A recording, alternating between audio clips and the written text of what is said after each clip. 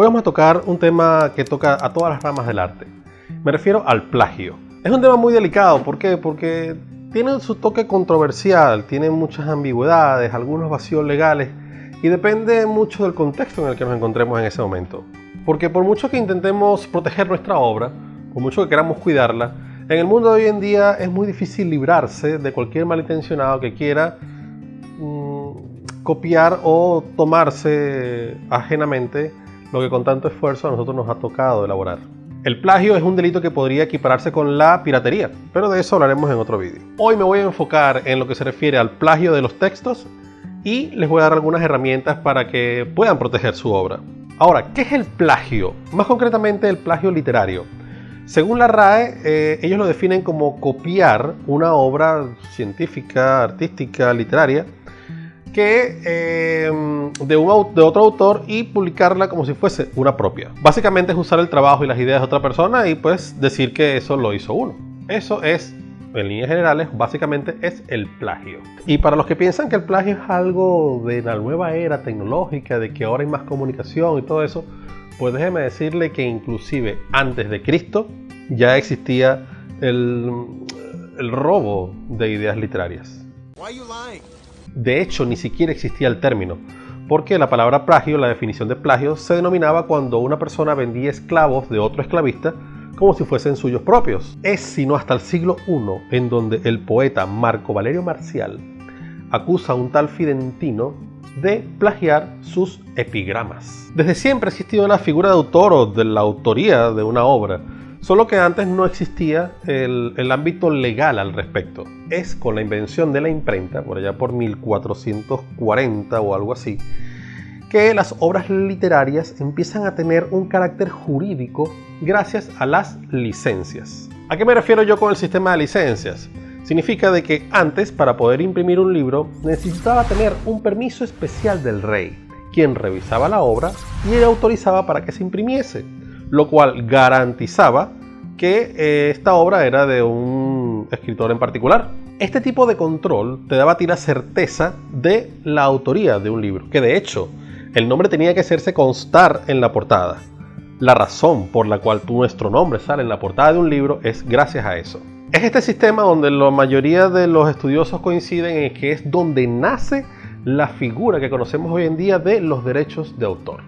Sin embargo, no es hasta el año de 1886, el 9 de septiembre, donde se firma el Convenio de Berna para la protección de obras literarias y artísticas. Todo esto se lo debemos al autor Víctor Hugo, quien es el escritor, entre otras obras, pues de Los Miserables.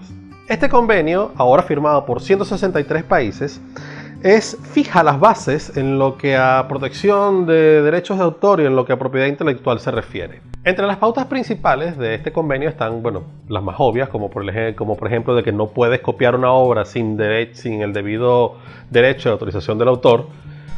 También está el hecho de, por ejemplo, de que si tú estás en otro país, esa obra sigue siendo tuya. Tú escribiste el libro en Argentina y ahora vives en España, pues el libro sigue siendo tuyo, sin importar el país donde tú te encuentres. El derecho a la traducción, porque sí, tú sigues cometiendo plagios si tú tomas el libro y lo traduces a otro idioma.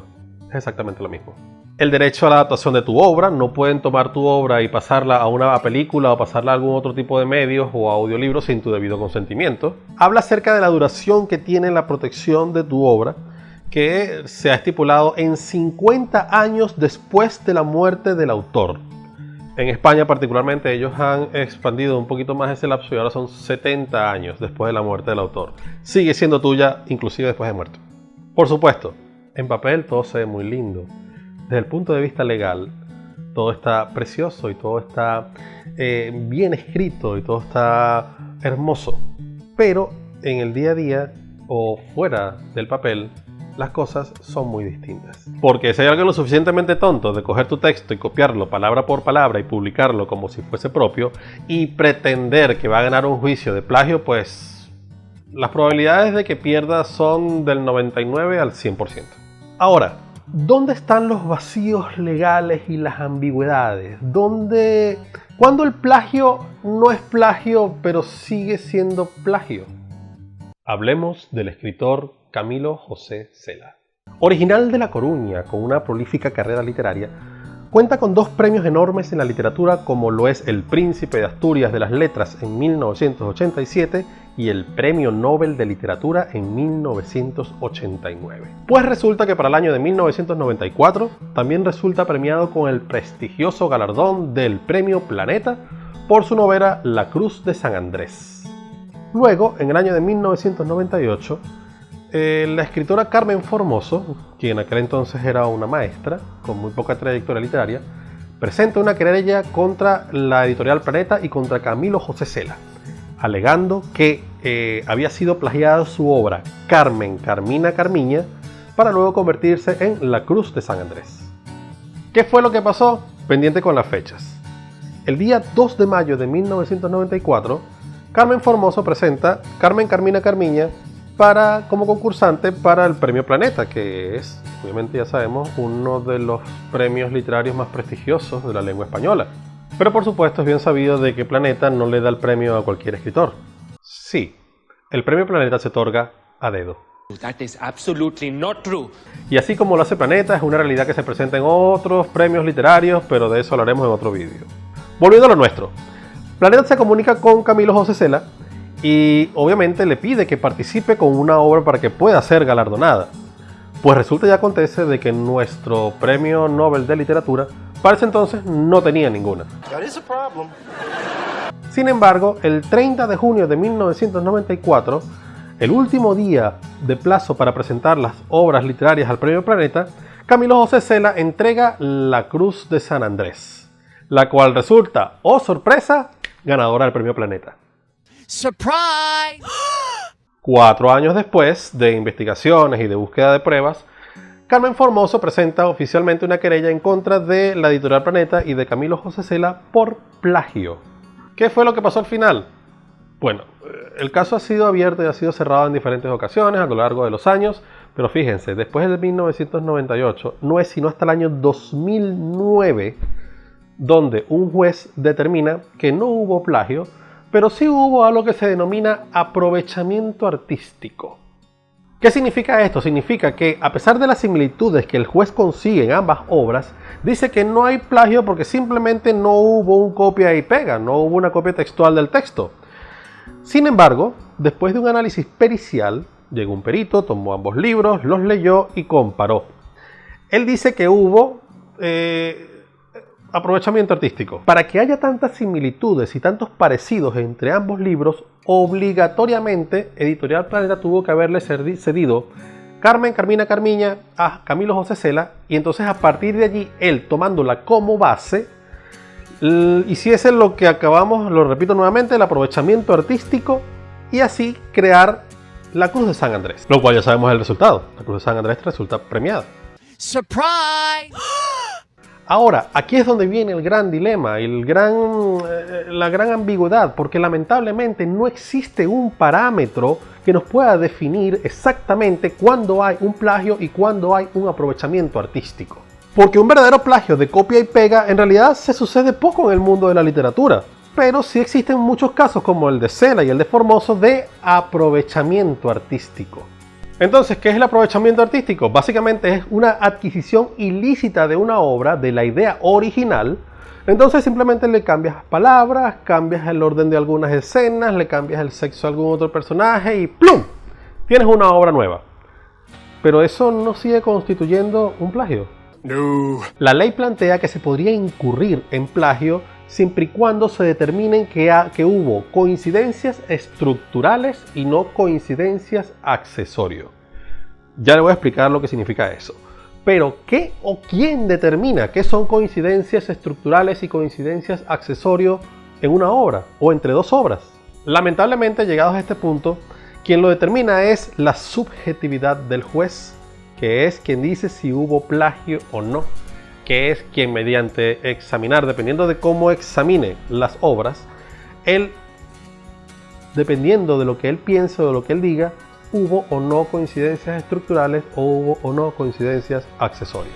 He dicho, caso cerrado. Porque ahora el juez puede decir de que no es lo mismo copiar una idea completa de una obra y transformarla en otra, o si no, hubo aprovechamiento artístico. I heard you the first time. ¿Qué terminó pasando con Carmen, Carmina, Carmiña y la Cruz de San Andrés? Bueno, por supuesto, la Cruz de San Andrés terminó siendo la obra ganadora del Premio Planeta. Se vendió en un montón de librerías, hubo por supuesto el beneficio monetario al respecto y todo el crédito y toda la fama que tuvo y que pudo tener la historia de la Cruz de San Andrés. Y Carmen, Carmina, Carmiña, pues está ahí en Amazon. Ni siquiera está a la venta en papel, sino en digital. Ni siquiera tiene comentarios. Ahí está, así. Esto es parte del lado oscuro, donde si nos ponemos a escarbar, nos encontraríamos con un mundo lleno de injusticias, frustraciones y delitos dignos de cualquier ladrón de poca monta que jamás tú te conseguirías o jamás te esperarías conseguir en la literatura. Porque, vamos, se supone que nosotros los escritores estamos moralmente por encima de ese tipo de cosas, ¿no? Se supone. Yes, but no. En el año 2000, el mismo Camilo José Cela admitió, mediante la escueta frase de todos cometemos errores en nuestra vida, de haber tomado la obra de Carmen Formoso y haber usado, y ahora sí podemos usar el término como debería ser correcto, aprovechamiento ilícito de Carmen, Carmina, Carmiña y convertirla en la Cruz de San Andrés. A él le ceden la obra y por medio de sus negros, que negros es lo que hoy se conoce como los escritores fantasma, despedazaron la obra de Carmen Formoso y reagrupándola, reengranándola, convirtieron en la Cruz de San Andrés y la presentan en la obra en medio también de algunas transacciones fraudulentas, presentan la obra en el Premio Planeta. Pero, ¿de qué nos sirve ahora? Después de toda la fama, todo el dinero y todos los beneficios que conlleva haber admitido que has incurrido en una acción ilícita. Para el que no le interesan este tipo de pleitos, pues jamás se va a enterar de que la Cruz de San Andrés fue un plagio terrible y deshonroso. Va a seguir pensando que es una idea original. Y Carmina Carmiña, pues va a seguir estando de manera fantasmal en portales de obras en digital, por ahí, escondido, a pesar de que es la idea original de la obra. Seguramente habrá personas que dirán que no hay coincidencias estructurales sino accesorias, pero eso ya es un tema subjetivo. Lamentablemente en el mundo de la literatura no está muy claro con respecto a estos dos términos, ya que una coincidencia estructural y una coincidencia accesorio dependen del ojo del lector, y en términos legales pues depende del ojo del juez. Y para ello voy a hablarles de nuestra querida y admirada J.K. Rowling. Mucho se ha hablado de J.K. Rowling y el plagio a lo largo de los años. Así como existen muchas personas que lo que buscan es fama, como por ejemplo la escritora Nancy Stouffer, quien acusó a Rowling de plagio de su obra La leyenda de Ra y los Mugles, cuando iba a salir la Orden del Fénix. También existen muchas otras obras que hay controversias en cuanto a ese término de aprovechamiento artístico de Rowling para crear la saga del Niño Mago. Son muchas en realidad, son muchas. Pero la gran mayoría son lo que se podría llamar como coincidencias accesorios, que no es lo mismo, y que quede claro, no es lo mismo una coincidencia accesorio a que tú tomes algo como referencia, como inspiración para tu obra. Porque, por ejemplo, podemos decir que una coincidencia accesorio es la clara similitud que hay entre Dumbledore y Gandalf, del Señor de los Anillos, de Tolkien. Y podríamos decir de que Rowling ha tomado como referencia o inspiración para sus obras la mitología egipcia, la mitología griega, la mitología romana y todo ese tipo de cosas. No es lo mismo. Una cosa es tomar algunas obras o algunas ideas como referencia y otra cosa es hacer una coincidencia accesorio. Hay muchos de estos elementos en las obras de Harry Potter, pero no por eso vamos a decir que es plagio. Porque, a ver, el 90% de los escritores de fantasía tomamos a Tolkien como referencia. Incluso tomamos algunas cosas que él haya escrito en sus libros El Señor de los Anillos, el Silmarillion o el Hobbit. Pero no por eso es plagio. Tomamos referencias, incluso podemos tomar algunos parecidos muy importantes, pero no por ello vamos a decir que estamos incurriendo en plagio. Es parte del proceso. Nosotros como escritores siempre tomamos ideas de cosas que hayamos leído o cosas que hayamos vivido para convertirlas en nuestra obra. Para hacer nuestra obra en base a, es nuestra inspiración, es lo que hacemos. Sin embargo, hay otros casos un poquitico más controversiales. Como por ejemplo podemos decir de Los Libros de la Magia, que es una serie de cómics escrita por Neil Gaiman en el año de 1988, donde el protagonista, Pink Hunter, es un chico con gafas, una cicatriz, superpoderes y lechuzas mensajeras. That is weird. El autor dice que las similitudes entre Los Libros de la Magia y Harry Potter son superficiales y que solo tienen que ver con los arquetipos de los personajes. Puede ser. Sin embargo, en 1965, Susan Cooper escribe Dark is Rising, que aquí se traduciría como Los 6 signos de la luz. En la segunda novela de la saga, el protagonista descubre que en el cumpleaños número 11 tiene poderes sobrenaturales. ¿Es una coincidencia accesoria o una coincidencia estructural? I don't know. Un mago en Terramar es una obra escrita por Ursula Le Guin el año de 1968, donde el protagonista es un niño que tiene inusuales aptitudes mágicas y luego es enviado a una escuela especial para magos. En su primer día de escuela conoce a dos estudiantes, donde uno se vuelve su mejor amigo y el otro se convierte en su arrogante y aristócrata rival. Más adelante el protagonista recibe una cicatriz por luchar con una sombra maligna que posee cuerpos. ¿En serio? La subjetividad es respetable. La misma escritora, cuando se le preguntó si sentía que Rowling lo había copiado, ella dijo que no. Sin embargo, también dijo que los libros de Harry Potter tienen unos elogios excesivos con respecto a su supuesta originalidad en la historia. Ya queda de parte del lector de determinar eso. Y también está el conocido caso de La Peor Bruja, que es una serie de libros que salieron en 1974 y que tienen una serie en Netflix también, si la quieren ver. Ahí se pueden ver muchas coincidencias accesorias con la obra de Rowling. A ver, la historia trata sobre una chica bruja que estudia en una academia de brujas. Tiene una estudiante que es rival. La directora es una anciana muy amable y la profesora de pociones es una amargada con el cabello negro. Ya. La escritora también británica Jill Murphy sí ha declarado su molestia en varias ocasiones, pero no el hecho de las similitudes en sí, sino de que la acusen a ella de copiar a Rowling cuando fue Jill Murphy la que sacó, como acabo de decir, su primer libro en el año de 1974. Este es un mundo muy oscuro y complejo donde lamentablemente se mueven muchos otros factores externos a la literatura, como lo pueden ser el dinero o la suerte.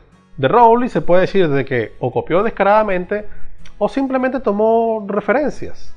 Pero, ¿qué tipo de referencias se pueden tomar como simplemente superficiales o una clara copia? ¿Qué es lo mejor que se puede decir acerca de Rowling? Bueno, que pudo haber tomado diferentes elementos de varias historias, unirlas y convertirlas en una nueva historia fresca, una historia actual, con carisma, que se convirtió en el éxito descomunal que es hoy en día. Aunque cabe destacar de que Rowling dijo en una ocasión: no tengo la menor idea de dónde vienen mis ideas o de cómo funciona mi imaginación. Pero aquí es donde viene la gran pregunta. ¿Eso en realidad no lo hacemos todos? Cada escritor, a la hora de sentarse a hacer sus obras, toma elementos de diferentes cosas, vivencias, libros, objetos. Es muy difícil conseguirse hoy en día con una obra que sea originalidad pura sin ningún tipo de referencia. Y eso no está mal, eso es parte del proceso creativo de todos los escritores. Saber tomar elementos de cosas que nos guste para poder crear una historia que sea lo suficientemente atractiva, que tenga ese impacto. Esto no es plagio ni mucho menos. Lo que sí es plagio es tener el descaro de tomar una obra completa y cambiando simplemente algunas cosas, convertirla en otra nueva como si fuese propia. Es como si yo tomara de repente una saga de 7 libros de una niña maga que se llama Enriqueta y estudia en una escuela que se llama Hardfast y pelea contra el señor oscuro que se llama Lord Fordefort. Eso sí es plagio. Hay una gran diferencia entre lo que pudo haber hecho Rowling, que es lo que hacemos todos los escritores, que es tomar referencias de diferentes obras, de diferentes historias y convertir una historia propia y nueva, a estos personas que ni siquiera se pueden llamar escritores, que toman de manera fraudulenta una obra, la toman de manera ilícita y usando el término aprovechamiento artístico, simplemente le cambian cosas, le cambia el sexo al personaje y ahora es una historia nueva bajo mi autoría.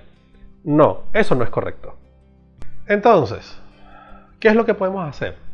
¿Cómo podemos nosotros cuidarnos de este tipo de seres que ni siquiera pueden llamarse escritores? No lo sé, tú dime.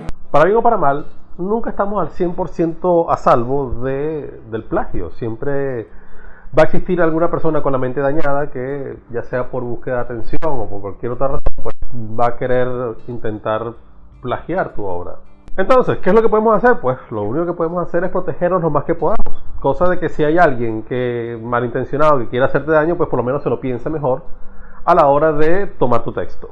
Existen muchas maneras de proteger tu obra. La más obvia principalmente es la de sacar los derechos de autor. Nunca, repito, nunca publiques o entregues o saques cualquier obra sin antes haber sacado los derechos de autor.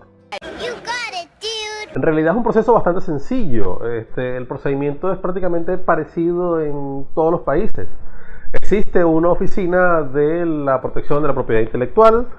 Tú llevas el texto allí, tú llenas algunas planillas, algunos formatos, pagas alguna tasa y al cabo de algún tiempo, dependiendo del país, resulta ser un mes, 2 meses, 15 días, pues te entregan tu certificación de que tú eres el propietario de esa obra. Los derechos de autor la obra está protegida por los derechos de autor. Abajo les voy a dejar enlaces directos para las oficinas de propiedad intelectual de la mayoría de los países de habla hispana. Ahí ustedes van a poder ver los procedimientos, el paso a paso, cuánto se tiene que pagar y todo lo que necesitan saber para que tengan los derechos de autor en regla, para poder proteger tu obra en estas oficinas de manera legal.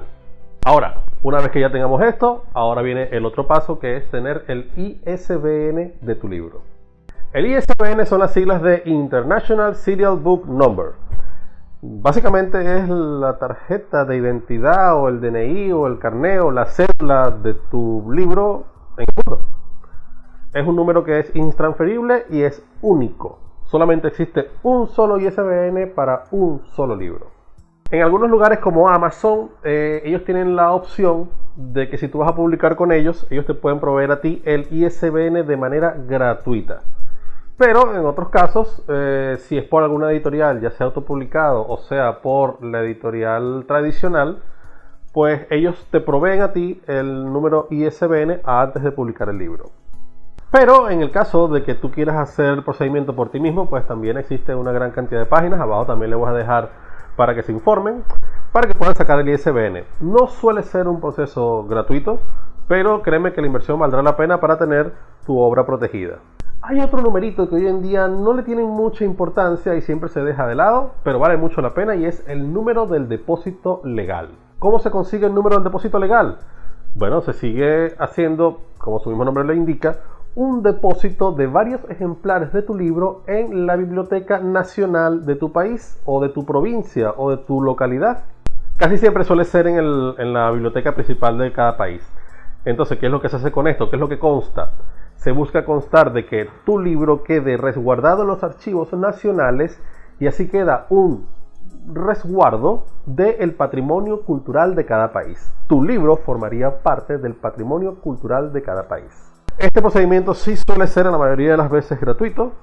Simplemente vas a la biblioteca, te entregan una planilla, un formulario, un formato, tú lo llenas, entregas los libros, entregas el formulario y al cabo de algunos días pues te lo regresan con tu número de depósito legal.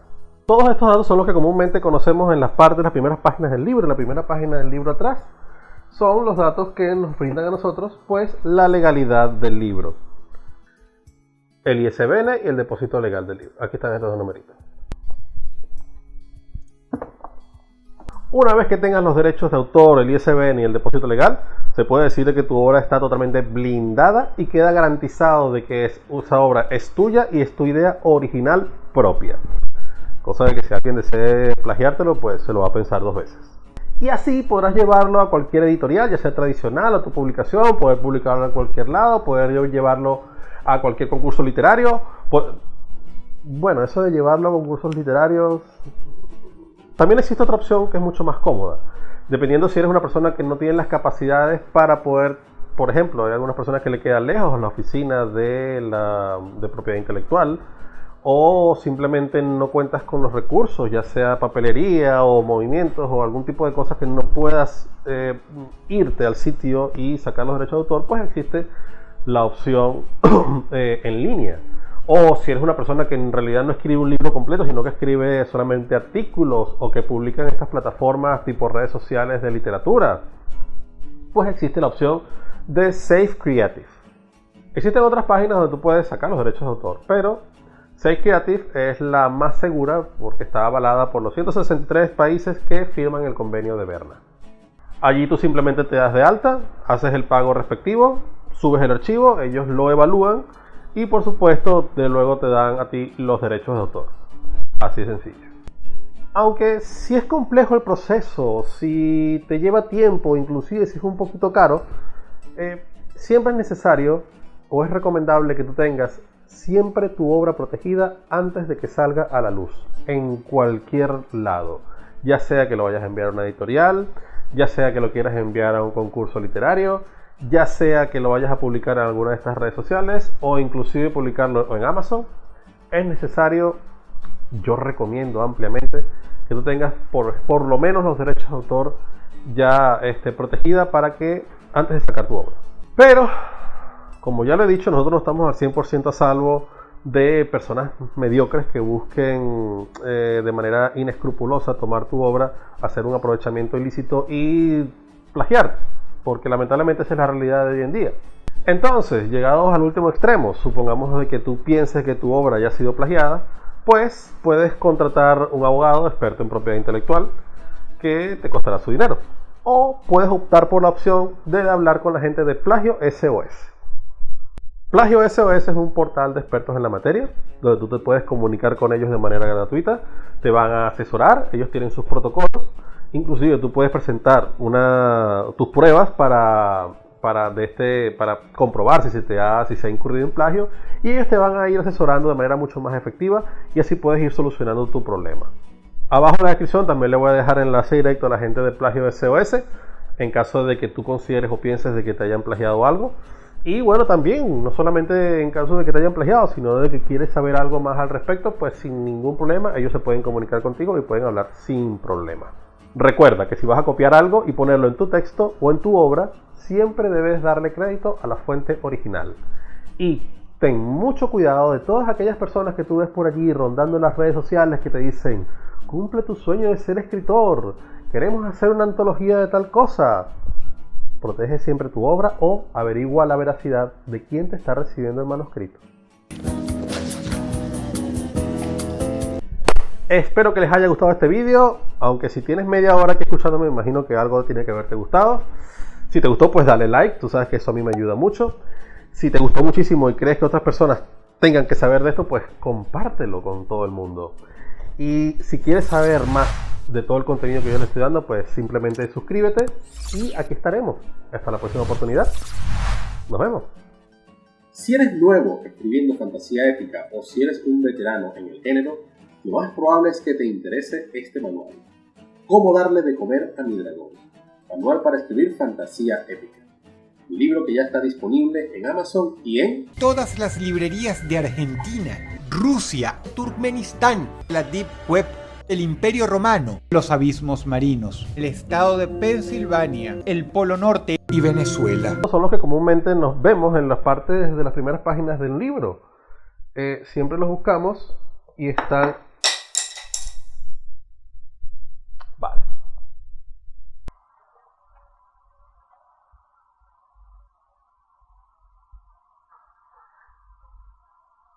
...644 páginas.